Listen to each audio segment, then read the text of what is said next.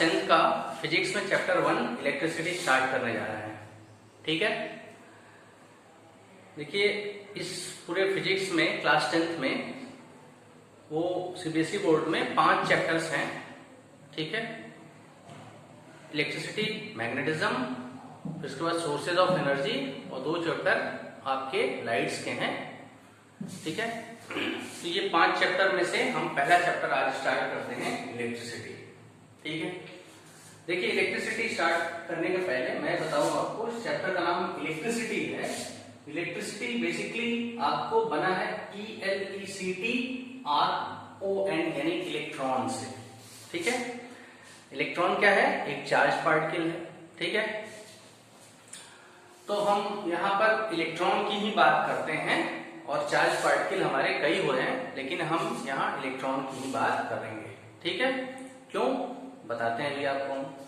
तो देखिए इलेक्ट्रिसिटी एक या किससे मिलकर बना हुआ है? इलेक्ट्रॉन टॉप से मिलकर बना हुआ है। मीन्स जो भी बिहेवियर हमें पढ़ना है इलेक्ट्रॉन यानी चार्ज पार्टिकल का पढ़ना है।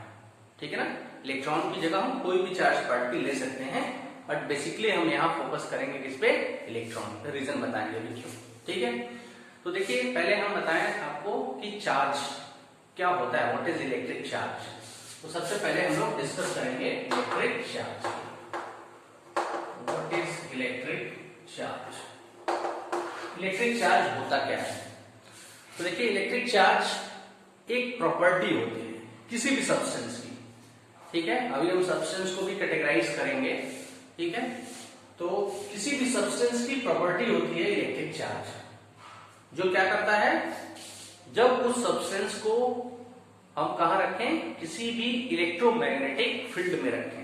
हम इलेक्ट्रोमैग्नेटिक फील्ड डिटेल में यहां चर्चा नहीं करेंगे, क्लास 12th में है, लेकिन एक टॉपिक आएगा अभी हम इलेक्ट्रिसिटी, उसमें इलेक्ट्रोमैग्नेटिज्म, उसमें हम थोड़ा सा डिस्कस करेंगे इलेक्ट्रोमैग्नेटिक फील्ड होता क्या है।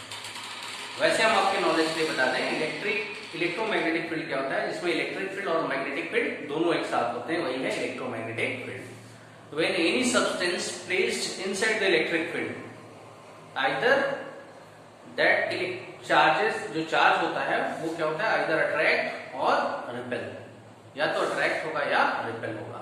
तो हर एक सब्सटेंस की एक प्रॉपर्टी होती है इलेक्ट्रिक चार्ज, जिससे वो अट्रैक्टिव या रिपल्सिव फोर्स एक्सपीरियंस करता है। कब? जब उस मैटर को इलेक्ट्रोमैग्नेटिक फील्ड के अंदर रखा जाता है। ठीक है, तो ये आप ध्यान रखिए, it is a property of every matter, every substance. चलिए अब हम सब्सटेंस को कैटेगराइज करते हैं। ठीक है, यहाँ जो सब्सटेंस हम लोग पढ़े हैं, जैसे आप मैटर पढ़े होंगे, तो मैटर जानते हैं कितने टाइप्स के होते हैं। जनरली हम 3 टाइप्स बोलते हैं, सॉलिड, लिक्विड और गैस। 2 टाइप्स और हैं, उसको हम लोग बहुत ज्यादा स्टडी नहीं करते हैं। एक है आपका बोस-आइंस्टाइन, ठीक है, और एक आपका है बोस-आइंस्टाइन कंडेंसेशन, और एक आपका है प्लाज्मा। तो 5 आपके हो गए, लेकिन ये बोस-आइंस्टाइन स्टेट और जो प्लाज्मा स्टेट है, ये सब हम बहुत हायर लेवल में, रिसर्च लेवल में जनरली का स्टडी करते हैं। यहाँ हम 3 ही लेते हैं मैटर का, सॉलिड, लिक्विड और गैस। लेकिन हम मैटर की जो 3 टाइप्स हैं, सॉलिड, लिक्विड, गैस, उसमें हम लिक्विड गैस को हटा दें तो केवल हमारे पास बचेगा सॉलिड मटेरियल।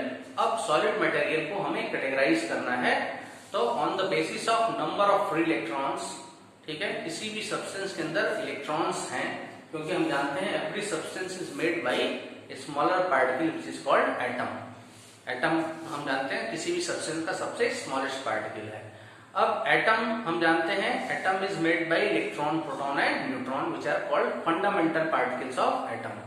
एटम के 3 पार्टिकल्स होते हैं, इलेक्ट्रॉन, प्रोटॉन और न्यूट्रॉन। और एटम का शेप हम जानते हैं स्फेरिकल टाइप से होता है, जिसके सेंटर पर पॉजिटिव चार्ज होता है, जिसमें प्रोटॉन और न्यूट्रॉन होता है, और इसके चारों तरफ कई सर्कुलर पाथ्स होते हैं, जिसमें इलेक्ट्रॉन का रिवोल्यूशन और रोटेशन दोनों होता है। ठीक है, ये हम लोग पढ़े भी हैं 9th क्लास में कुछ केमिस्ट्री में, और 10th में भी पढ़ेंगे, आगे भी पढ़ते चले जाएंगे। ठीक है, ये सब बेसिक प्रॉपर्टी ऑफ एटम।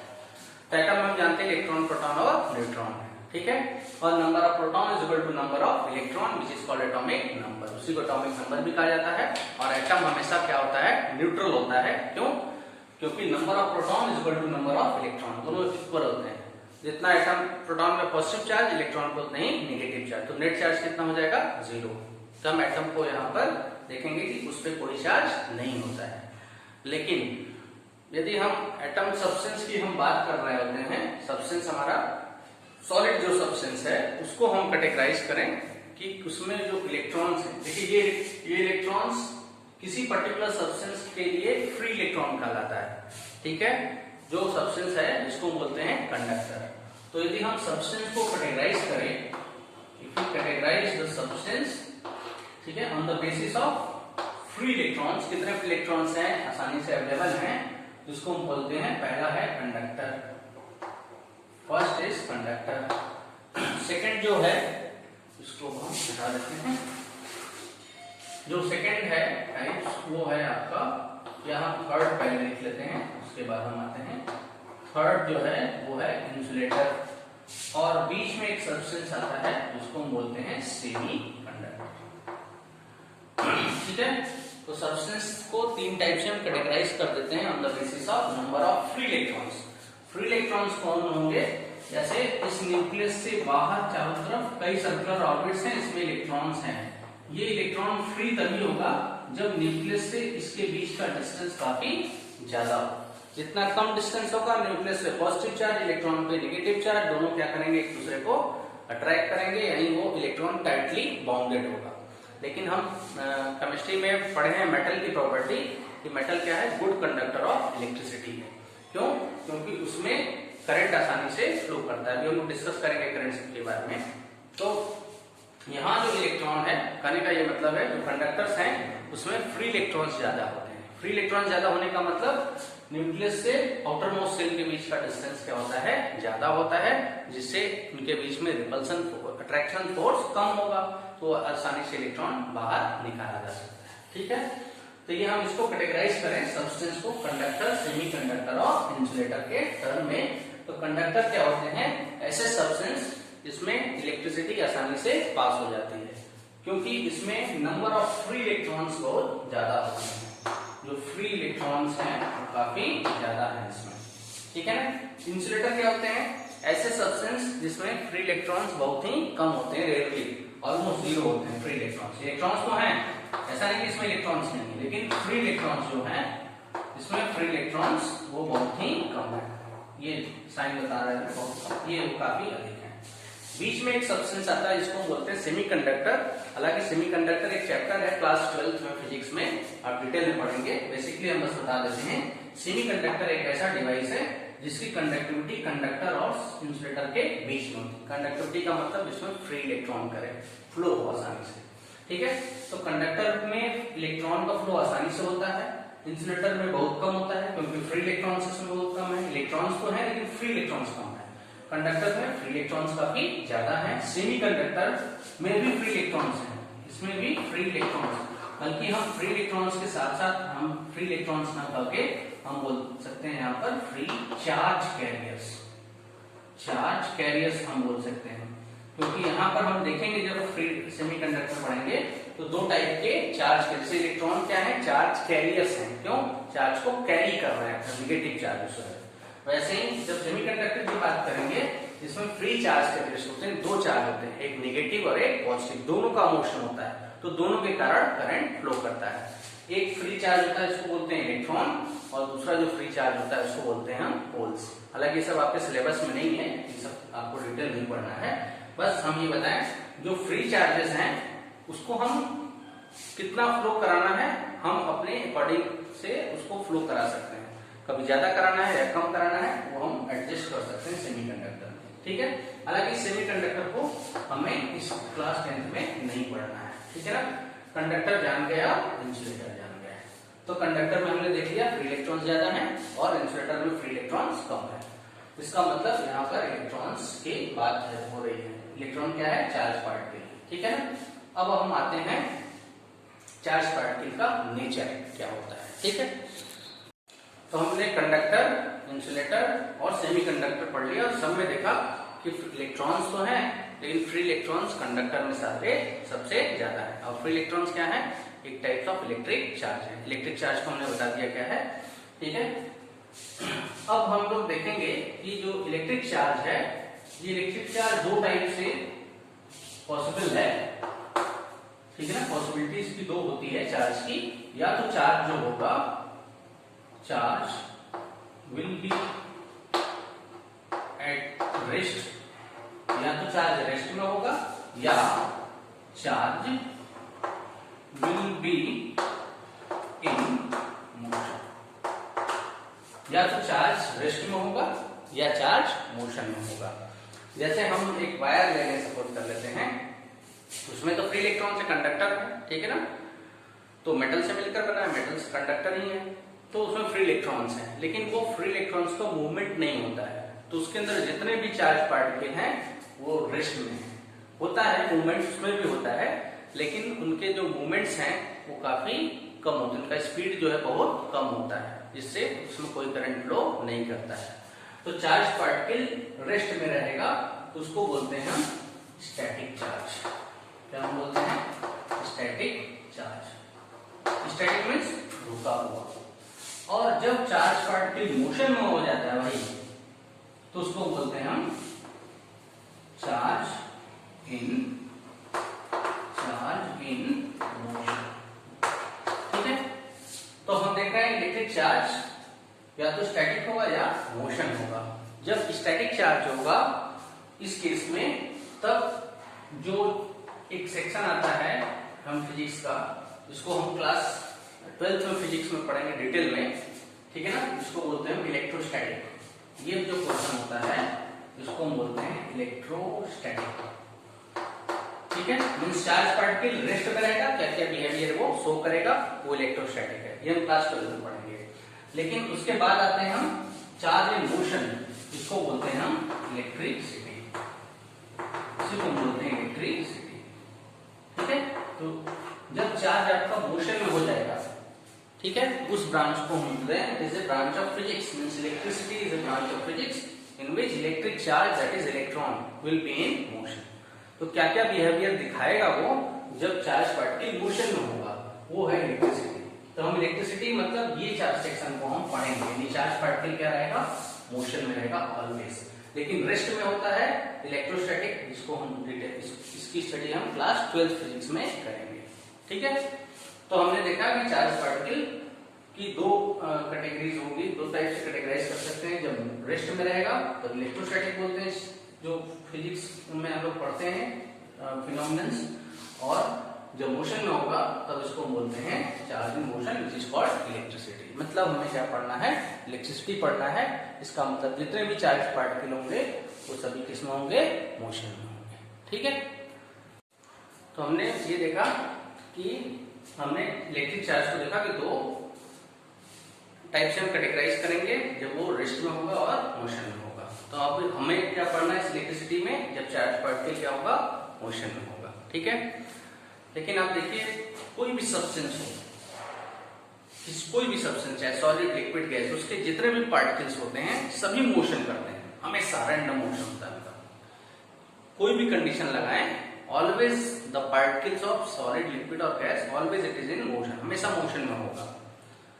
तो वैसे इलेक्ट्रॉन भी मोशन में होना चाहिए। ठीक है, यदि मान लेते हैं हम एक कंडक्टर ले लिए, एक वायर ले लिए, तो उसको हम कहीं कनेक्ट नहीं किए, दोनों एंड फ्री है इसके, तो इसके अंदर ये भी किसी पर्टिकुलर एटम से मिलकर बना है, एटम मोशन में होता है, इसके अंदर इलेक्ट्रॉन्स है वो भी मोशन में होता है, होना चाहिए और होता ही है। लेकिन क्या ये मोशन के कारण करंट प्रोड्यूस करता है? नहीं, कभी नहीं करेगा, क्योंकि इनका मोशन बहुत ही स्लो होता है, या हम ये कहें जिगजैग मोशन होता है इलेक्ट्रॉन्स का। ठीक है, किसी भी कंडक्टर के अंदर, क्योंकि कंडक्टर हम क्यों बात कर रहे हैं कंडक्टर की ज्यादा या मेटल की, क्योंकि उसमें फ्री इलेक्ट्रॉन से वो आसानी से मूव कर सकते हैं। ठीक ना, फ्री मतलब जो आसानी से मूव करे। तो कंडक्टर में फ्री इलेक्ट्रॉन्स हैं, लेकिन सभी पार्टिकल्स मोशन में होते हैं, हमेशा हम जानते हैं। इलेक्ट्रॉन भी मोशन में होना चाहिए, करंट अपने आप फ्लो करना चाहिए, लेकिन करंट फ्लो नहीं करता है, क्योंकि जिगजैग मोशन होता है जब, ठीक है ना, कोई भी कंडक्टर, कोई भी सब्सटेंस हम ले लें, उसमें इलेक्ट्रॉन्स का मोशन जिगजैग होता है। तो नेट करंट जितना भी आता है वो जिगजैग मोशन होने के कारण, मींस रैंडम मोशन होने के कारण वो कितना होता है, 0। तो हमें क्या करना होता है, उसमें करंट प्रोड्यूस कराना होता है। तो करंट प्रोड्यूस कराने के लिए हम कुछ एक्सटर्नल एफर्ट उसके ऊपर करते हैं, जिससे करंट फ्लो करता है। चलिए हम करंट की बात करते हैं फ्लो कराने के लिए, लेकिन सबसे पहले हम यहाँ पर जो पहला टॉपिक है इस चैप्टर 1 का वो है इलेक्ट्रिक करंट, वो हम स्टार्ट करते हैं। क्या होता है इलेक्ट्रिक करंट, ठीक है। First topic is electric current.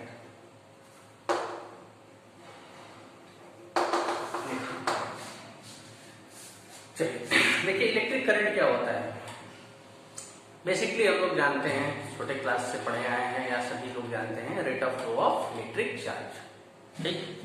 Electric current को हम क्या बता देते हैं, is the rate of flow of electric charge, rate of flow of electric charge. Electric charge हमने बता दिया एक प्रॉपर्टी है किसी सब्सटेंस की।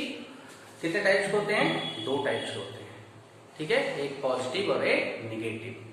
लेकिन ये ध्यान रखिएगा किसी भी सब्सटेंस पे चार्ज क्रिएट होता है या तो पॉजिटिव या तो निगेटिव, केवल इलेक्ट्रॉन रिस्पॉन्सिबल होता है। यदि इलेक्ट्रॉन किसी सब्सटेंस से निकल जाता है उसमें कौन सा चार्ज आएगा, पॉजिटिव। जितने इलेक्ट्रॉन्स निकल जाएंगे उतने ही पॉजिटिव, जितने इलेक्ट्रॉन वो ले लेगा उतना ही उस पर क्या आ जाएगा, निगेटिव। तो ओनली इलेक्ट्रॉन इज रिस्पॉन्सिबल और पॉजिटिव और negative charge present on any substance, ठीक है। इलेक्ट्रॉन ही है पॉसिबल। अब देखिए जो इलेक्ट्रॉन चार्ज है, हम यहाँ इलेक्ट्रिक चार्ज की बात कर रहे थे, 2 टाइप का होगा इलेक्ट्रिक चार्ज, पॉजिटिव और निगेटिव। और हम करंट के बताने के पहले आपको बताएं कि कोई भी सब्सटेंस के ऊपर हम चार्ज को प्रोड्यूस भी कर सकते हैं, ठीक है। यदि कोई सब्सटेंस है चार्ज नहीं है उसके ऊपर, उसके बाद भी हम उस पर चार्ज प्रोड्यूस कर सकते हैं।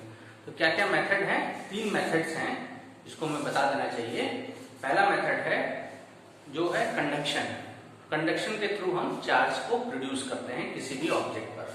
तो इसको बताने के पहले हम वो बताते हैं, जैसे मान लीजिए एक सब्सटेंस है, ये चार्ज है, पॉजिटिवली चार्ज है, ठीक है, ये ऐसे।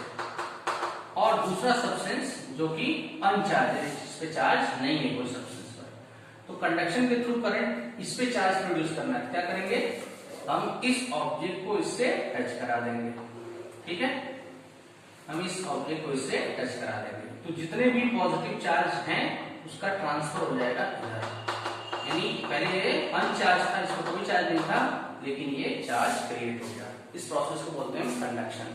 तो कंडक्शन में क्या होता है, दो सब्सटेंस आपस में कांटेक्ट में आ जाते हैं। दूसरा मेथड है उसको बोलते हैं हम कंडक्शन,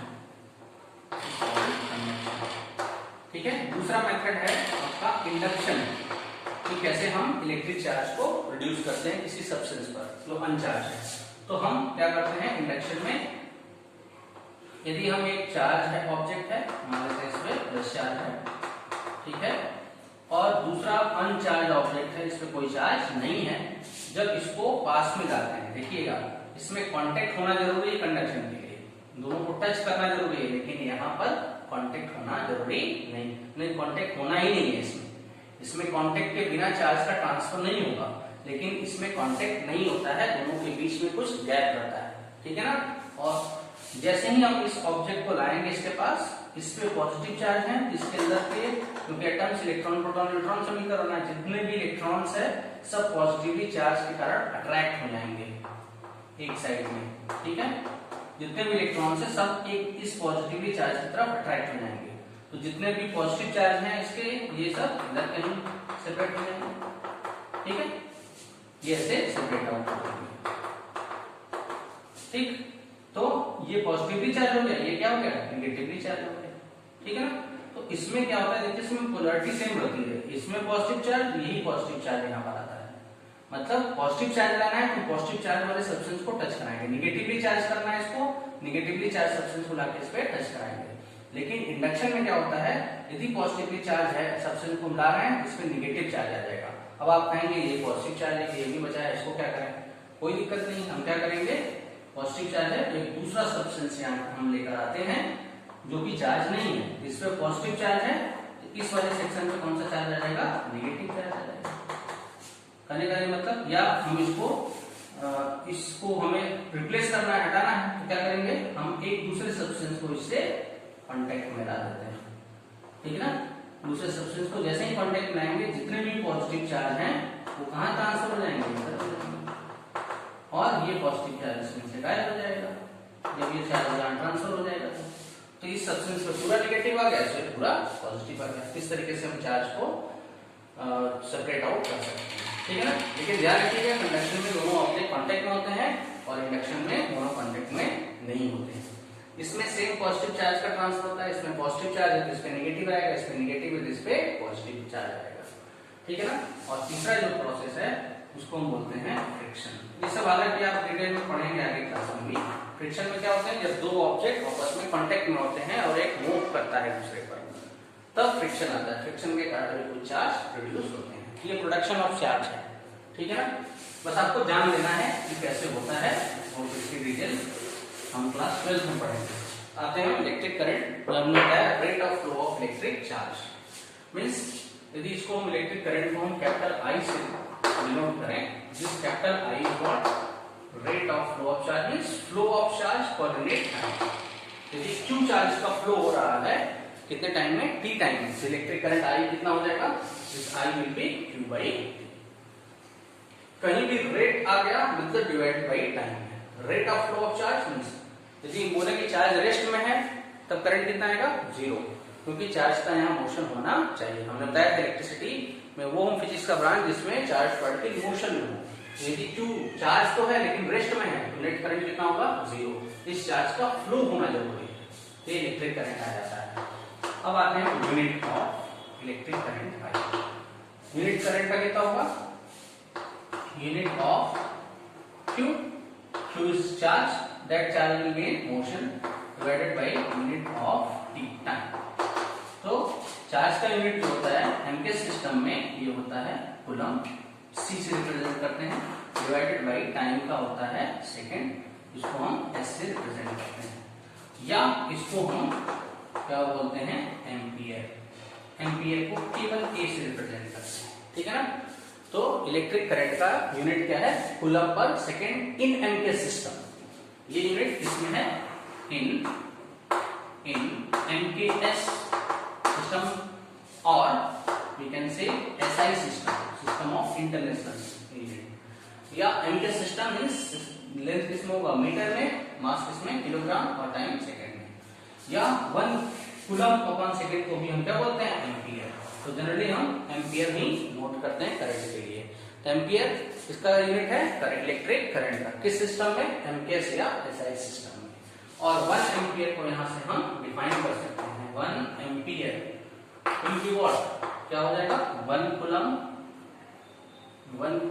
अपॉन 1 सेकंड, ठीक है। तो 1 एम्पियर को यदि हमें डिफाइन करना होगा क्या होगा, when in 1 second 1 coulomb charge flow in a particular conductor और metal, then the amount of current will be 1 ampere. उस समय एम्पियर जो होगा, करंट जो होगा 1 एम्पियर। तो 1 एम्पियर का की डेफिनेशन क्या हो जाएगी, जब 1 कूलम चार्ज का फ्लो हो 1 सेकंड में, टाइम 1 हो, तो जो इलेक्ट्रिक करंट होगा दैट विल बी 1 एम्पियर। लेकिन एक इंपॉर्टेंट चीज हम आपको बता देते हैं, बहुत से लोग नहीं बताते हैं इसको या नहीं जान पाते हैं कि ऐसा होता है, कहीं कोई इलेक्ट्रॉन का मूवमेंट नहीं होता है। इसमें बोलते हैं rate of flow of charge means charge flow में होना चाहिए, लेकिन हम आपको बता दें आपके नॉलेज के लिए कि कोई भी चार्ज का मूवमेंट कभी नहीं होता है, ठीक है ना। ये सभी लोग जानते नहीं है फिजिक्स के लैंग्वेज में। इसमें होता क्या है, केवल एनर्जी का ट्रांसफर होता है। आप पढ़ेंगे कंडक्शन, हीट का फ्लो होना, तो हीट फ्लो होने का कई प्रोसेस है, कंडक्शन, कन्वेक्शन और रेडिएशन। तो कंडक्शन के में क्या होता है, जो पार्टिकल्स हैं वो क्या करते हैं, वाइब्रेट करते हैं, एनर्जी का ट्रांसफर करते हैं अपने नेबरिंग पार्टिकल्स को, अपने बगल वाले पार्टिकल्स को एनर्जी का ट्रांसफर करते चले जाते हैं। जस्ट लाइक इसमें भी है, इसमें इलेक्ट्रॉन कहीं मोशन में था, यदि ऐसा पॉसिबल होता तो उस सब्सटेंस के अंदर जितने भी इलेक्ट्रॉन्स हैं एक टाइम ऐसा आता कि खत्म हो जाता, चाहे कुछ टाइम बाद, यानी वो वायर क्या हो जाता, डैमेज। यदि वायर में कई इलेक्ट्रॉन्स है वो डैमेज हो जाता। लेकिन आपको हम बता दें आपके नॉलेज के लिए कि कोई भी वायर कभी डैमेज होता ही नहीं है, ठीक है, क्योंकि उसमें फ्री इलेक्ट्रॉन्स खत्म ही नहीं होते, फ्री इलेक्ट्रॉन्स का ट्रांसफर ही नहीं होता है, फ्री इलेक्ट्रॉन्स का कोई मूवमेंट नहीं होता है। मूवमेंट किसका होता है, वो एनर्जी का मूवमेंट होता है। जब करंट फ्लो कर रहा था मींस इलेक्ट्रॉन नहीं मूव करता है, क्या मूव करता है, एनर्जी। इलेक्ट्रॉन अपने बगल वाले इलेक्ट्रॉन को एनर्जी देते हैं, जिससे वो वाइब्रेट करते हैं तेजी से, फिर वो कोलाइड करके दूसरे को एनर्जी देते हैं, फिर वो वाइब्रेट करते हैं, फिर वो बगल वाले को एंड सो ऑन, ठीक है। तो एनर्जी का ट्रांसफर होता है from one place to another, but in general language हम लोग क्या बोलते हैं कि करंट का फ्लो हो रहा है, यानी चार्ज का फ्लो हो रहा है, ठीक है। तो ये हमने इलेक्ट्रिक करंट के बारे में स्टडी कर लिया।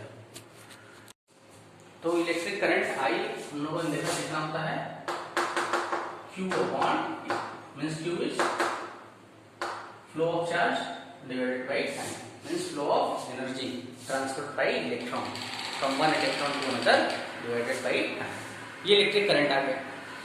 अब देखिए इसमें जो Q है, Q is equal to NE, ये होता है, इसको बोलते हैं quantisation of electron, quantisation of electron, ठीक है ना। क्वांटाइजेशन ऑफ इलेक्ट्रॉन आप डिटेल में पढ़ेंगे क्लास 12 में भी, यहाँ पर भी है, हम यहाँ भी पढ़ेंगे, वहां भी पढ़ेंगे। क्वांटाइजेशन ऑफ इलेक्ट्रॉन क्या बोलता है कि किसी भी सब्सटेंस पर जो चार्ज होता है वो n means here n is what, n is integer, integer आप पढ़े होंगे आइदर पॉजिटिव और नेगेटिव। तो पॉजिटिव नेगेटिव का यही मतलब होता है कि n को हम पॉजिटिव नेगेटिव के टर्म लिखते हैं तो प्लस माइनस n इंटू इस टाइप से, वेयर n, अब यहाँ पर n क्या होगा, केवल नंबर्स होंगे पॉजिटिव, ठीक है। तो यहाँ पर यदि प्लस माइनस का क्या मतलब, प्लस का मतलब इलेक्ट्रॉन पे प्लस चार्ज होगा, मतलब वो इलेक्ट्रॉन नहीं बल्कि उसका एंटी पार्टिकल होता है, ठीक है ना, पॉजिट्रॉन जिसको बोलते हैं, यानी चार्ज सब्सटेंस पे पॉजिटिव है। नेगेटिव का मतलब इलेक्ट्रॉन, ठीक है ना। या हम ये कहें कि सब्सटेंस से पॉजिटिव चार्ज कैसे आता है, जब उसमें इलेक्ट्रॉन की कमी हो जाती है, डिफिशिएंसी ऑफ इलेक्ट्रॉन। तो प्लस चार्ज है means Q is equal to, यदि हम पॉजिटिव ले लिए इसका मतलब इलेक्ट्रॉन उसमें कमी है, लैक ऑफ इलेक्ट्रॉन, जितनी कमी होगी उतने पॉजिटिव चार्ज आएगा। Q is equal to negative means excess of electron, electron जितना ज्यादा होगा उतना ही नेगेटिव चार्ज। से 2 इलेक्ट्रॉन एक्सेस में आ गया अधिक तो 2 नेगेटिव आ जाएगा, 4 इलेक्ट्रॉन एक्सेस में आ गया तो 4 नेगेटिव चार्ज आ जाएगा।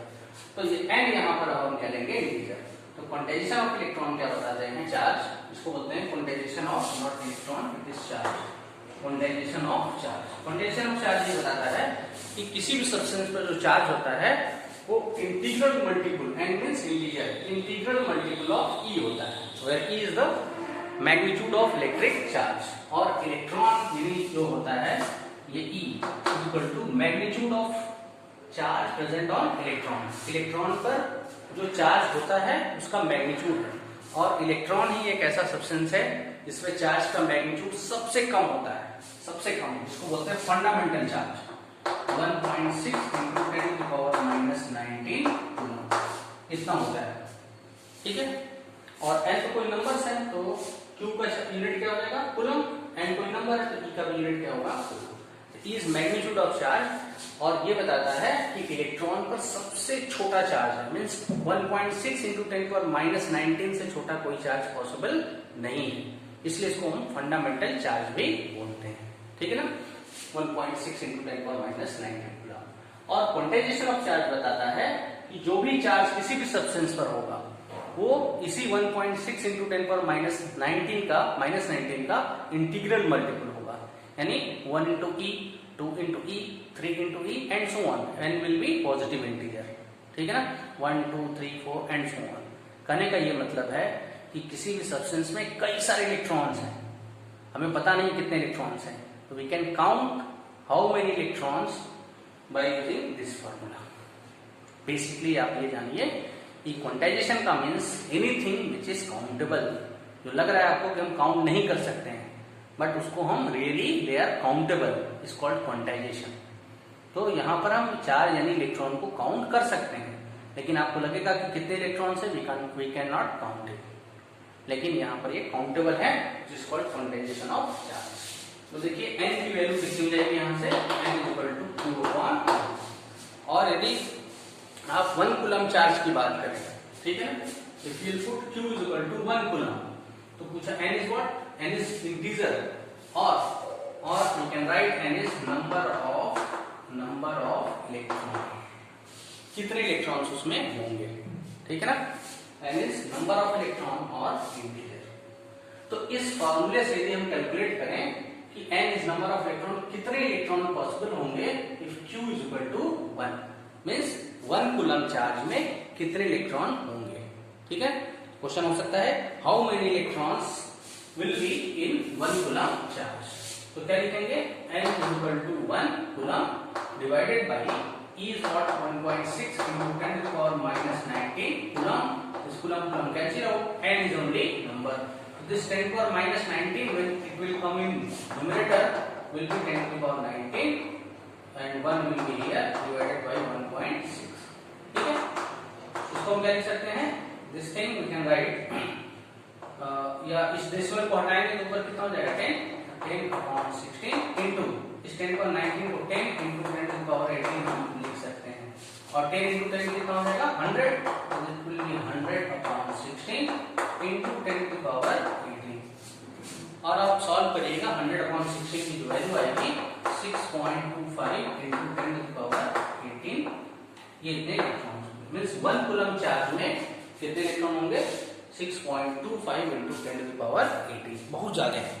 ठीक है ना, 1 coulomb charge means number of electron काफी ज्यादा है, वो इतना है। ठीक है कि नहीं, तो इस तरीके से हम क्वेश्चंस सॉल्व करते हैं, नंबर ऑफ इलेक्ट्रॉन्स निकाल सकते हैं। मीन्स ये इलेक्ट्रॉन्स भले ही बहुत ज्यादा हैं लेकिन दे आर काउंटेबल, इसको हम काउंट कर सकते हैं, इसी को बोलते हैं क्वांटाइजेशन ऑफ चार्ज। तो अब देखिए इसी टाइप से बहुत सारे चार्ज आपको दे दिए जाएंगे, पूछेंगे कि कितने इलेक्ट्रॉन्स होंगे, कैलकुलेट करिए, इस फॉर्मूले से हम कैलकुलेट कर लेंगे। ठीक है, अब देखिए इस फॉर्मूले में इलेक्ट्रिक करंट में यदि हम Q equal to NE substitute करें तो Q equal to NE upon T, तो अब यहाँ से हमको करंट क्या हो जाएगा NE अपॉन T। अब यहाँ से यदि हमें कोई क्वेश्चन दे कि calculate the number of electron, मान लीजिए क्वेश्चन हम लेते हैं क्वेश्चन कि calculate the number of electron in calculate the number of electron in 2 ampere current, 2 ampere current flowing for suppose कर लेते हैं टाइम को ले लेते हैं 3 सेकेंड। ठीक है, तो हमको क्या निकालना है ऐसे number of electron, 2 ampere current को कर रहा है 3 सेकेंड के लिए। तो देखिए क्या करेंगे, हम Q इक्वल टू नहीं जानते हैं तो हम I कितना दिया हुआ हमें 2 एम्पियर और टाइम कितना दिया हुआ है 3 सेकेंड।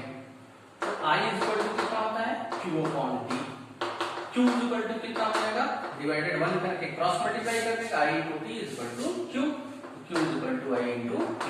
I की वैल्यू कितनी है 2 इंटू T की वैल्यू कितनी है 3, ये हो जाएगा 6 कूलम। ठीक है, तो Q हमारा कितना आ गया 6 कूलम। अब इसके बाद हम नंबर ऑफ इलेक्ट्रॉन कैलकुलेट कर सकते हैं, क्या करेंगे now M equal to Q upon E, Q कितना है हमारा 1.6 into 10 to the power minus 19 coulomb divided by this is given by 6 and is 6 coulomb divided by 1.6 into 10 to the power minus 19 coulomb. तो coulomb cancel out and this 10 to the power minus 90 will come in numerator, so it will be 10 to the power 19 upon 1.6 into 6 into 6.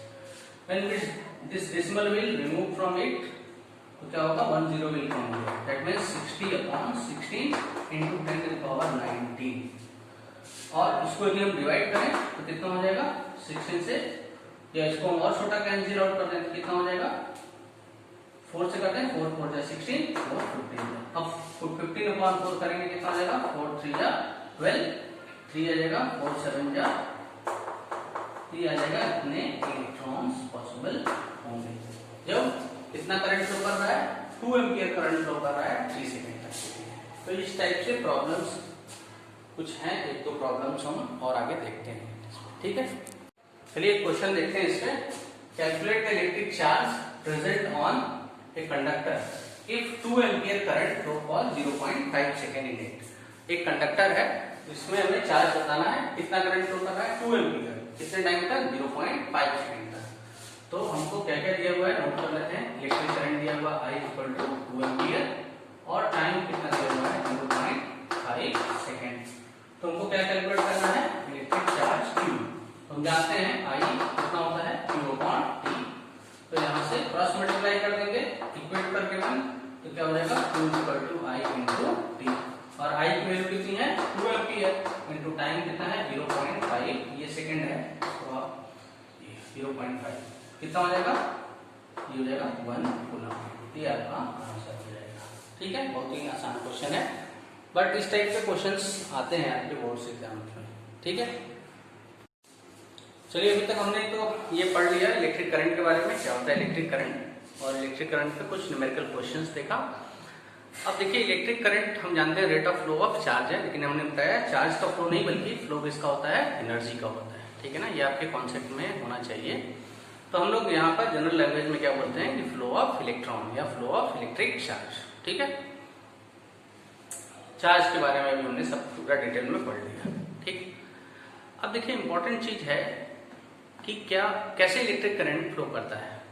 जैसे हम एक wire ले लिए, उसमें charge क्या होगा, rest में होगा, लेकिन क्या ऐसा कंडीशन लगाया जाए कि वो चार्ज फ्लो होना स्टार्ट कर जाए। ठीक है ना, और हम जानते हैं कंडक्टर में जो मोशन करने वाले चार्ज कैरियर्स होते हैं वो क्या होते हैं, इलेक्ट्रॉन्स। केवल इलेक्ट्रॉन्स ही हैं जो मोशन करके करंट को फ्लो करा सकते हैं। तो क्या क्या फैक्टर्स होंगे जो इलेक्ट्रिक करंट को फ्लो कराएंगे या इलेक्ट्रिक करंट को चेंज करेंगे, मीन्स कभी बढ़ा सकते हैं कभी घटा सकते हैं। ठीक है ना, तो वो फैक्टर्स में से जो एक फिजिकल टर्म जिसको हम लेते हैं, जो इलेक्ट्रिक करंट का कॉज बनता है, क्यों इलेक्ट्रिक करंट फ्लो करता है, वो होता है पोटेंशियल डिफरेंस। ठीक है ना, पोटेंशियल डिफरेंस ही है एक ऐसा टर्म, फिजिकल टर्म या हम कहें फिजिकल क्वांटिटी, जो इलेक्ट्रिक करंट को कंट्रोल कर सकता है। कंट्रोल करने का मतलब या तो इलेक्ट्रिक करंट कांस्टेंट फ्लो कराएगा या वेरिएबल इलेक्ट्रिक करंट फ्लो कराएगा, मीन्स इलेक्ट्रिक करंट कभी ज्यादा होगा कभी कम होगा, कभी कांस्टेंट कराना है तब क्या करेंगे। तो पोटेंशियल डिफरेंस नेक्स्ट टॉपिक पढ़ने के पहले हम लोग पढ़ेंगे पहले पोटेंशियल क्या होता है, पोटेंशियल जान जाएंगे, उसके बाद पोटेंशियल डिफरेंस की बात करेंगे। तो देखिए पोटेंशियल हम लोग पढ़ते हैं electric potential. Next heading is electric potential.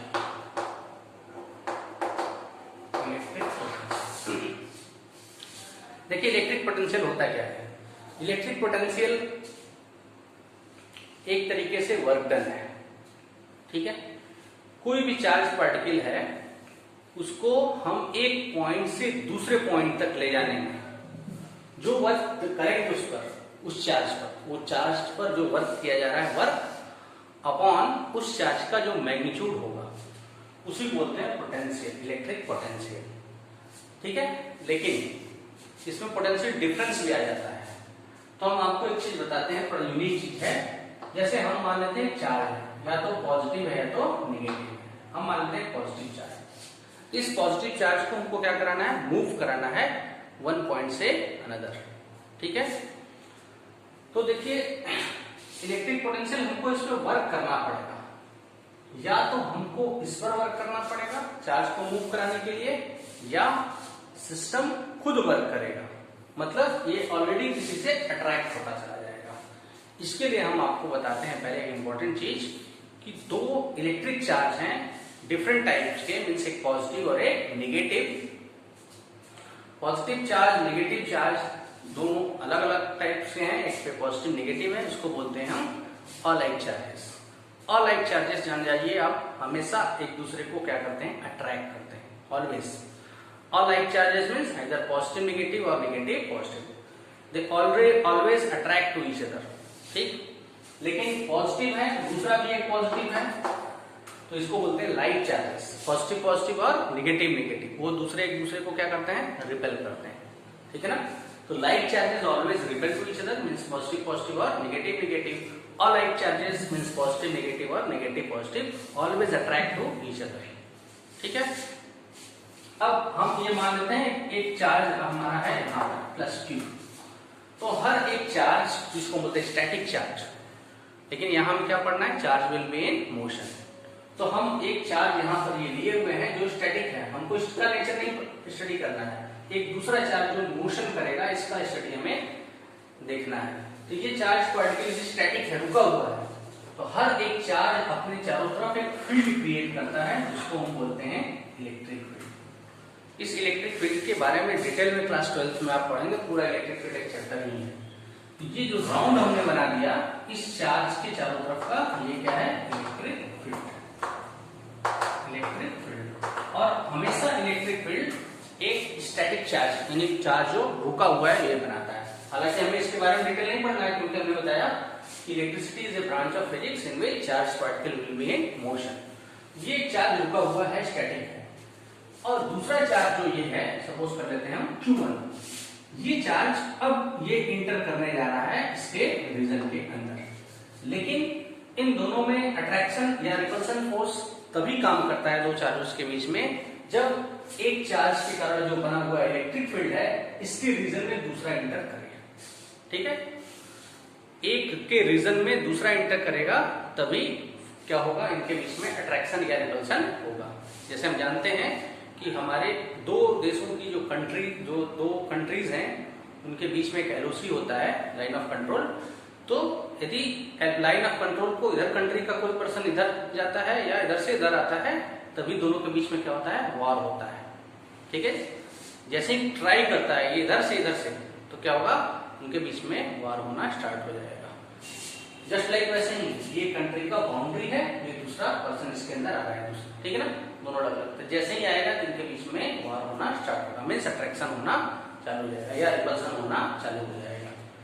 तो ये Q1 को जैसे ही मूव कराएंगे, देखिए इस पोजीशन में इन दोनों के बीच में कोई अट्रैक्टिव रिपल्सिव फोर्स काम नहीं करेगा। जैसे ही इसके रीजन में आएगा इलेक्ट्रिक फील्ड के, मान लेते हैं इस पॉइंट पर आ गया, यहाँ पे मूव करके यहाँ पर आ गया। अब इसके और इसके बीच में चूंकि दोनों पॉजिटिव है, कैसा फोर्स लगेगा, रिपल्सिव फोर्स लगेगा। दोनों एक दूसरे को रिपल भगाएंगे, जिसका मतलब हमको क्या करना होगा, एक्सटर्नल वर्क इसके ऊपर करना होगा ताकि ये इसके पास जाए। क्योंकि नेचुरली क्या होगा, ये इसको भगाएगा, ये वाला चार्ज इसको रिपेल करेगा, भगाएगा, लेकिन वर्क हम करेंगे इसके ऊपर, external work done on this. तो वर्क क्या होता है, फोर्स इनटू डिस्प्लेसमेंट। इसमें हम एक्सटर्नल फोर्स लगाएंगे जिसके कारण ये इसका डिस्प्लेसमेंट होगा। ठीक है, तो पोटेंशियल का मतलब क्या होगा कि चार्ज पार्टिकल को यहां से, यहां का मतलब इस इलेक्ट्रिक फील्ड के बाहर कोई भी पॉइंट है, ये पॉइंट इंफिनिटी की तरह काम करता है। इंफिनिटी, इसको हम बोलते हैं इंफिनिटी, ये सिंबल। ठीक है, इंफिनिटी का यही मतलब होता है। ऐसा नहीं इंफिनिटी मतलब कुछ हम कुछ पता ही नहीं कर पाए। इंफिनिटी जैसे इलेक्ट्रिक फील्ड, इस इलेक्ट्रिक फील्ड के लिए ये पॉइंट इंफिनिटी, ऐसा नहीं कि ये हम इसको फाइंड आउट नहीं कर सकते, इस पॉइंट को कर सकते हैं, लेकिन इस रीजन के बाहर है। तो हम ये कर सकते हैं कि इंफिनिटी से इलेक्ट्रिक फील्ड के अंदर किसी भी चार्ज को ला रहे हैं, जिस चार्ज को लाया जा रहा है उसका ध्यान रखिएगा, जिस चार्ज को ला रहे हैं उस चार्ज को लाने में कितना वर्क करना पड़ रहा है, वर्क अपॉन जो चार्ज को मूव कर रहा है, यानी Q1, इसी को बोलते हैं इलेक्ट्रिक पोटेंशियल। और सपोज कर लेते हैं इस पॉइंट पर, ये पॉइंट ए है, तो यहाँ पर पोटेंशियल क्या रखेंगे हम, पोटेंशियल एट पॉइंट, क्योंकि पोटेंशियल पॉइंट का फंक्शन होता है, मींस जैसे जैसे हम दूसरे पॉइंट पर मूव कराएंगे पोटेंशियल चेंज होता चला जाएगा। तो potential is the what, is the work done to bring a charge particle from infinity to inside the electric field, या इंफिनिटी ना कहें हम तो क्या कर सकते हैं, to bring a charge particle from any point outside the electric field to any point inside the electric field. Electric field के बाहर कोई भी पॉइंट यानी इंफिनिटी से इलेक्ट्रिक फील्ड के अंदर किसी भी पॉइंट पर लाने पे वर्क डन जो होगा, ठीक है ना, वर्क डन अपॉन जो चार्ज को ले आ रहा है इसका रेशियो, वो क्या होगा, इस पॉइंट पर इलेक्ट्रिक पोटेंशियल होगा। सपोज कर लेते हैं इस पॉइंट चार्ज को हम इस किसी और पॉइंट यहाँ पर बी पे ला रहे हैं, ये भी इलेक्ट्रिक फील्ड के अंदर है, तो पोटेंशियल एट पॉइंट बी कितना हो जाएगा, this will be equal to, इसको हम सपोज कर लेते हैं ए, इसको सपोज कर लेते हैं B, W A W B upon क्या हो जाएगा, चार्ज की। तो V is what, potential at point B will be equal to work done to move charge particle from infinity or outside of electric field to any point B inside the electric field. So WB is what, work done to move charge particle from this point to B, and WA is the work done to move charge particle from this point to any point B. तो आ जाएगा VA and VB are the potentials at point A and B. वैसे ही इस reason के अंदर जितने भी points होंगे सभी पॉइंट्स पर पोटेंशियल की वैल्यू क्या होगी, डिफरेंट डिफरेंट होगी। ये हमारा आ गया इलेक्ट्रिक पोटेंशियल का कंसेप्ट, समझ में आ गया कि इलेक्ट्रिक पोटेंशियल क्या होता है। यदि हम Q1 को 1 ले लें, 1 कूलम, तो VA क्या हो जाएगा WA, या VB कितना हो जाएगा WB। तो यहां से हम डिफाइन और कर सकते हैं पोटेंशियल को, is the work done to bring any charge particle from infinity और outside of electric field to any point of electric field. ठीक है, work done to bring unit charge, जब चार्ज को बंद करते हैं तो यूनिट चार्ज को लाने में कहां से, इन्फिनिटी से इलेक्ट्रिक फील्ड के अंदर लाने में कितना वर्क करना पड़ रहा है, वही क्या है इलेक्ट्रिक पोटेंशियल। तो इलेक्ट्रिक पोटेंशियल एक तरीके से क्या है, वर्क डन है। तो जब वर्क करेंगे किसी भी सब्सटेंस यानी चार्ज पार्टिकल पर, तभी तो वो मूव करेगा, ठीक है ना, और जब मोशन में आएगा तो करंट फ्लो करेगा। तो हमको क्या करना है, किसी भी सब्सटेंस पर वर्क करना है, किसी इलेक्ट्रॉन पर वर्क करना है, जिससे वो क्या करे, मूव करे। Because work done is force into displacement, तो फोर्स लगाएंगे तो क्या करेगा, डिस्प्लेस करेगा। जैसे हमने दिखा दिया, मान लेते हैं इलेक्ट्रॉन यहाँ पर है, इसको मूव कराना है, तो हमको क्या करना पड़ेगा, इस पे वर्क करना पड़ेगा। यदि यहाँ नेगेटिव चार्ज रहता, वो पॉजिटिव चार्ज रहता, तो सिस्टम खुद अपने आप अट्रैक्ट कर लेता उसको, ठीक है। तो work done by the system, यहाँ work done on the system होगा, लाइक चार्जेस के बीच में अलाइक चार्ज रहेगा, तो work done on by the system हो जाता है, ठीक है ना। तो वर्क करना पड़ेगा। तो कंसेप्ट हमें समझ में आ गया। इलेक्ट्रिक करंट को फ्लो कराने के लिए चार्ज को, यदि इलेक्ट्रिक करंट फ्लो हो रहा है यानी चार्ज फ्लो हो रहा है, तो हमको क्या करना होगा, वर्क करना होगा उसमें, ठीक है ना। या हम करें या सिस्टम खुद करता है। ये इलेक्ट्रिक पोटेंशियल आ गया। अब हम देखते हैं इलेक्ट्रिक पोटेंशियल डिफरेंस क्या होता है, ठीक है। तो अब देखते हैं इलेक्ट्रिक पोटेंशियल डिफरेंस। देखिए इलेक्ट्रिक पोटेंशियल जो है चार्ज को फ्लो कराने के लिए बहुत ज्यादा इंपॉर्टेंट नहीं है। इलेक्ट्रिक पोटेंशियल डिफरेंस का इंपॉर्टेंस है चार्ज को फ्लो कराने के लिए। रीजन बताते हैं क्यों आपको। चलिए पहले देखते हैं इलेक्ट्रिक पोटेंशियल डिफरेंस होता क्या है। जैसे हमने देखा यहाँ पर प्लस Q1 चार्ज है, इसको हमने इलेक्ट्रिक फील्ड के अंदर जो कि स्टैटिक चार्ज बनाया है उसको हमें स्टडी नहीं करना है, बस हमें ये मान लेना है कि इलेक्ट्रिक फील्ड है। इलेक्ट्रिक फील्ड के अंदर लाने में वर्क कितना करना पड़ रहा है, WA। यहाँ कितना करना पड़ रहा है वर्क, B पॉइंट पर लाने पे वर्क है WB। इसका मतलब पॉइंट A और पॉइंट B दोनों इस इलेक्ट्रिक फील्ड के अंदर में है कि नहीं। Point A and point B both lie inside the electric field created by static charge. यानी स्टैटिक चार्ज बनाया हुआ है, उसको हमें स्टडी नहीं करना है, बस एक इलेक्ट्रिक फील्ड है, उसके अंदर दो पॉइंट्स आ गए A और B, जहां इलेक्ट्रिक पोटेंशियल हमें पता चल गया कितना है, V एंड VB। तो इलेक्ट्रिक पोटेंशियल डिफरेंस क्या होगा, the difference of this two electric potential between A and B। A और B दोनों पे पोटेंशियल का जो डिफरेंस होगा उसी को हम क्या बोलेंगे, electric potential between this two point A and B, ठीक है। अब हम ये सपोज कर लेते हैं कि B पर पोटेंशियल ज्यादा है A से, means potential at B is greater than potential at A। उल्टा भी ले सकते हैं, potential at A if greater than potential at B। तो पोटेंशियल डिफरेंस इन दोनों केसेस में कितना हो जाएगा, यदि B पर पोटेंशियल ज्यादा है A से, तो potential difference between this two point B and A will be equal to what, VAB is equal to what।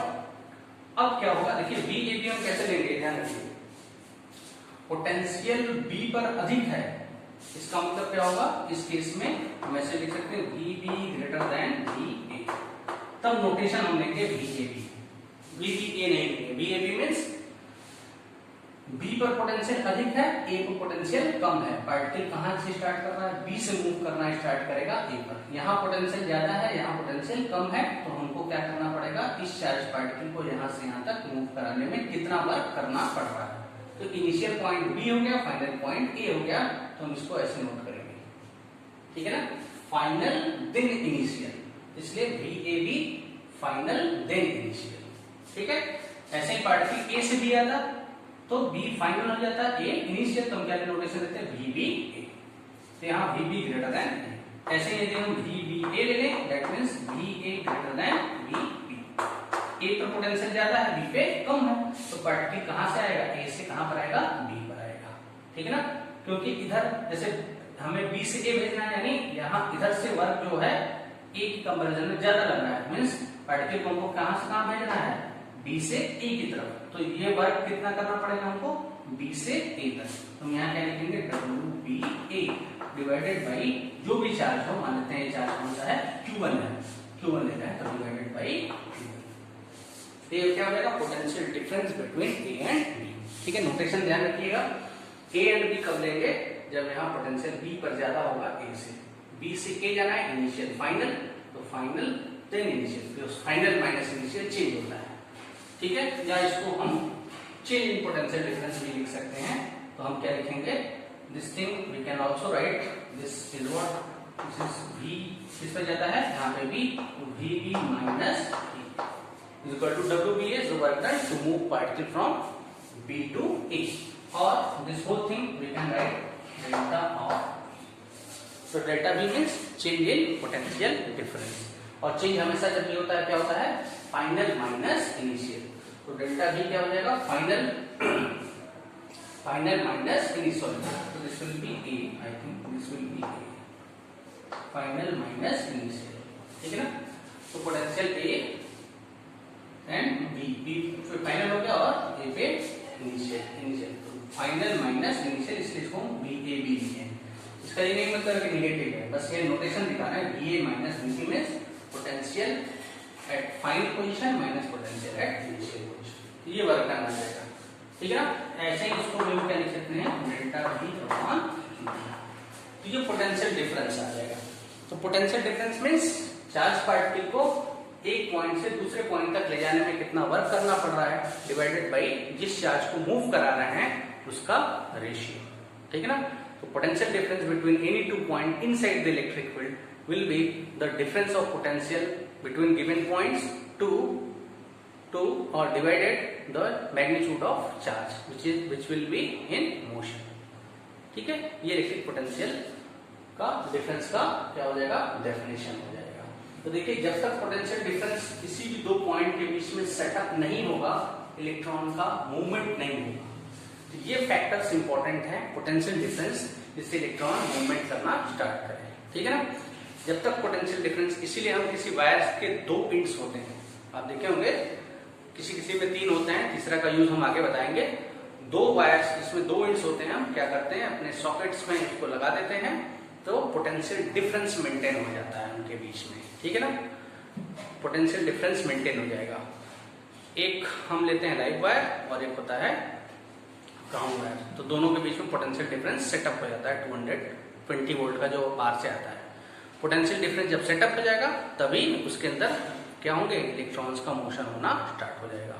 तो करंट के फ्लो होने के लिए रिस्पॉन्सिबल क्या है, पोटेंशियल डिफरेंस सेटअप होना उनके 2 एंड्स के बीच में। जब 2 एंड्स के बीच में पोटेंशियल डिफरेंस सेटअप हो जाएगा तो उसमें करंट फ्लो करना स्टार्ट कर जाएगा। लेकिन करंट फ्लो करने के लिए केवल पोटेंशियल डिफरेंस ही सेटअप करना जरूरी नहीं है, उसको क्लोज होना भी चाहिए, वो सर्किट को क्लोज भी होना चाहिए। कभी कभी हम वायर लगा के छोड़ देते हैं, क्या उसमें करंट आएगा, नहीं। वायर कोई लगा के हम सॉकेट में छोड़ देंगे, नीचे करंट आएगा, नहीं। जैसे ही टच करेंगे करंट आना स्टार्ट हो जाएगा, क्योंकि हम टच करते हैं और हम ग्राउंड से रहते हैं, यानी हम सर्किट कंप्लीट हो जाएगा तो करंट फ्लो होना स्टार्ट हो जाएगा। ठीक है, तो इलेक्ट्रिक करंट को फ्लो करने के लिए 2 इंपॉर्टेंट चीजें, पोटेंशियल डिफरेंस होना चाहिए। मान लेते हैं दोनों पोटेंशियल डिफरेंस 0 हो, मतलब ए और बी पर पोटेंशियल सेम हो, तो ए से बी तक ले जाने में वर्क डन कितना होगा, 0, कोई वर्क डन ही नहीं होगा। जब वर्क डन ही नहीं होगा तो चार्ज पार्टिकल मोशन में आएगा ही नहीं। तो पोटेंशियल डिफरेंस यदि 0 है तो इलेक्ट्रॉन का मूवमेंट उन 2 पॉइंट्स के बीच में नहीं होगा। ठीक है, ये पोटेंशियल। और पहला चीज, दूसरा चीज कि करंट फ्लो होने के लिए सर्किट का क्या होना चाहिए, क्लोज होना जरूरी होता है। ठीक है, अब देखिए हम आपको पोटेंशियल डिफरेंस का एक और कंसेप्ट बताते हैं, फिर उसके बाद हम आपको इसका यूनिट बता देते हैं क्या होता है पोटेंशियल डिफरेंस का। चलिए देखते हैं, हमारे पास सपोज कर लेते हैं एक प्लेट है, वो पॉजिटिवली चार्ज है और एक हमारा नेगेटिवली चार्ज है। ठीक है, हम ऐसा इसलिए ले रहे हैं क्योंकि यहाँ इलेक्ट्रिक फील्ड बन जाता है, पॉजिटिव नेगेटिव रेट का कॉम्बिनेशन इसलिए ले रहे हैं ताकि इलेक्ट्रिक फील्ड आप पढ़ेंगे क्लास 12 में, हालांकि बता देते हैं हमेशा इलेक्ट्रिक फील्ड का जो डायरेक्शन होता है पॉजिटिव चार्ज से दूर होता है, हमें फ्रॉम पॉजिटिव चार्ज और टुवर्ड्स नेगेटिव चार्ज, तो इलेक्ट्रिक फील्ड का डायरेक्शन जो हमने ये फिगर बनाया था आपको कि प्लस क्यू चार्ज रखते हैं, static charge, electric field create हो जाएगा, वो इलेक्ट्रिक फील्ड यहाँ से बन गया है जिसका डायरेक्शन है पॉजिटिव से नेगेटिव चार्ज की तरफ। अब हम सपोज करते हैं एक इलेक्ट्रॉन को हम यहाँ पर ऐसे रख देते हैं, ठीक है। अच्छा देखिए पॉजिटिव चार्ज है, इसके पोटेंशियल को हम ले लेते हैं V1, इसके पोटेंशियल को ले लेते हैं V, ठीक है। दोनों के पोटेंशियल सब, क्योंकि चार्ज पार्टिकल को मूव कराना है इन्फिनिटी से यहाँ। ये पॉजिटिव नेगेटिव ऐसे कहीं है, एक पॉजिटिव है और एक नेगेटिव।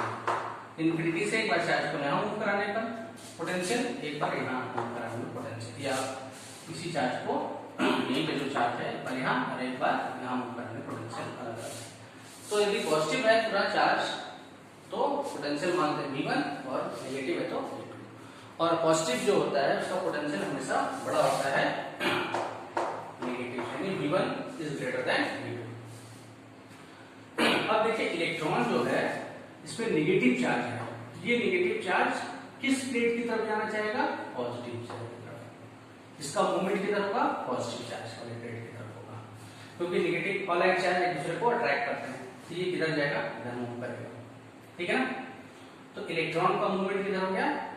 पॉजिटिव। या हम कहें इलेक्ट्रॉन यदि यहाँ पर कहीं जाए तो हम बोलेंगे कहां से कहां होगा? नेगेटिव से पॉजिटिव प्लेट की तरफ इलेक्ट्रॉन का मूवमेंट होगा, ठीक है ना। इलेक्ट्रॉन का मूवमेंट कहां से होगा? नेगेटिव वाले इसको रिपेल करेंगे, इलेक्ट्रॉन का मूवमेंट नेगेटिव से पॉजिटिव प्लेट की तरफ होगा, इसका हम यूज करेंगे आगे। और इलेक्ट्रिक करंट का जो डायरेक्शन होता है जस्ट इसी के उल्टा होता है, क्या होगा? पॉजिटिव से नेगेटिव, क्योंकि जैसे हीट फ्लो होता है हायर हीट टेम्परेचर से लोअर टेम्परेचर, वैसे ही करंट का भी फ्लो होता है इधर हायर पोटेंशियल से लोअर पोटेंशियल। तो V1 greater than V2 means V1 का पोटेंशियल ज्यादा है V2 से, तो इलेक्ट्रिक करंट का जो डायरेक्शन होगा वो किधर होगा? पॉजिटिव से नेगेटिव की तरफ, मींस हायर पोटेंशियल से लोअर पोटेंशियल। तो यहाँ आप एक चीज देख रहे हैं कि करंट के डायरेक्शन के अपोजिट डायरेक्शन में इलेक्ट्रॉन का फ्लो होता है, या उल्टा कर दिया जाए इलेक्ट्रॉन के फ्लो के अपोजिट डायरेक्शन में करंट का फ्लो होता है। इलेक्ट्रिक पोटेंशियल डिफरेंस हम ऐसे भी सेटअप करते हैं, ठीक है ना। जब तक पोटेंशियल का डिफरेंस किसी भी दो पॉइंट्स के बीच में नहीं होगा तब तक कोई करंट फ्लो नहीं करेगा, ठीक है। अब इलेक्ट्रिक पोटेंशियल हमने बताया कि यहाँ तो इलेक्ट्रिक करंट फ्लो करेगा, लेकिन इलेक्ट्रिक करंट जो होगा ये कांस्टेंट होगा, ठीक है। जब हमको करंट की वैल्यू को चेंज कराना है तो हम क्या करेंगे? दो पॉइंट्स के बीच में पोटेंशियल डिफरेंस को चेंज करना होगा। बढ़ाएंगे तो इलेक्ट्रिक करंट बढ़ेगा, घटाएंगे तो इलेक्ट्रिक करंट घटेगा, ठीक है। जिसको एक साइंटिस्ट ने एक ऑब्जर्वेशन दिया था, एक्सपेरिमेंट, इसको बोलते हैं ओम्स लॉ, ठीक है। वो हम आगे पढ़ेंगे, लेकिन पहले हम यहाँ पढ़ते हैं यूनिट पढ़ लेते हैं इसमें, unit of V means potential difference. Potential और पोटेंशियल डिफरेंस दोनों का सेम यूनिट होगा। तो V कितना होता है हम जानते हैं, पोटेंशियल या potential difference is equal to work done on charge. यदि चार्ज को Q1 में लेकर कैपिटल Q लें तो कितना हो जाएगा यूनिट इसका? वर्क का यूनिट क्या होता है एसआई सिस्टम में जूल, और इसका कितना होता है? कूलम। इसका V का यूनिट क्या हो जाएगा?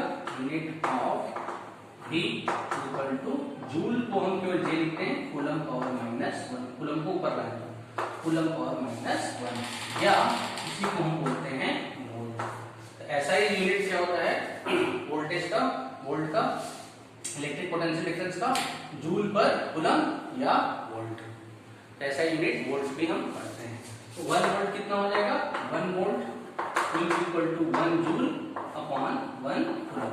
तो 1 वोल्ट को हम यहाँ से डिफाइन कर सकते हैं कि 1 कूलम चार्ज को यदि इलेक्ट्रिक फील्ड के अंदर एक पॉइंट से दूसरे पॉइंट तक मूव कराने में कितना वर्क करना पड़ रहा हो? 1 जूल, ठीक है। तो उन दो पॉइंट्स के बीच में पोटेंशियल डिफरेंस कितना हो जाएगा? 1 वोल्ट के इक्वल होगा, क्लियर। तो 1 volt is the potential difference between two given point inside the electric field if 1 coulomb charge is flow, if one work done to move 1 coulomb charge from one given two point is 1 joule, ठीक है। तो हम यहाँ से unit पढ़ लिए इसका potential difference का, ठीक है। अब हम अगले वीडियो में पढ़ेंगे कि इलेक्ट्रिक करंट को वेरी कराने के लिए या कितना हम पोटेंशियल डिफरेंस लगाएं तो कितना करंट फ्लो होगा, ठीक है। और एक नई फिजिकल टर्म्स, फिजिकल क्वांटिटी आएगी, इसको हम बोलते हैं रेजिस्टेंस। इसको हम नेक्स्ट वीडियो में पढ़ेंगे, ओम्स लॉ, जो कि बहुत ही इंपॉर्टेंट है, ठीक है।